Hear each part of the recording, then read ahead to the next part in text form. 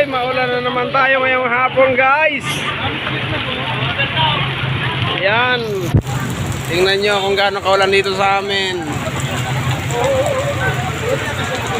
Sa mga nagbabalak dyan, pumunta ng bayan, wag na kayong tumuloy kasi ang lakas ng ulan. Wow. Meron kasing bagyo dito sa amin.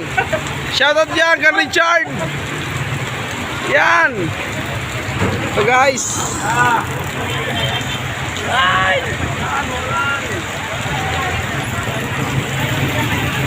Brad.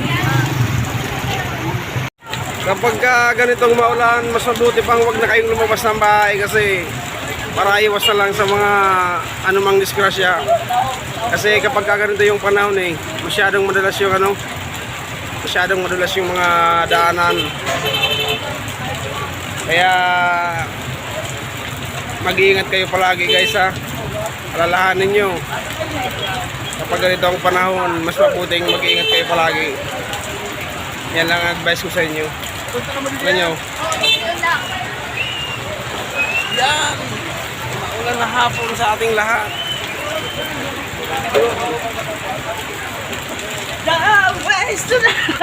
Anong masasabi mo? Butangin na ulan, Brad, ano Brad? Kanina ka mo, Brad, ah? Wala, binuro na tayo ng ulan. Mag-iingat kayo palagi, guys. Sa mga namamasada dyan, nagbabiyahe dyan, mga bus, tricycle, lahat, truck, mga motor. Palagi kayo mag-iingat kasi ito yung panahon ng Sakuna. disgrasya. Kaya ingat lang po palagi.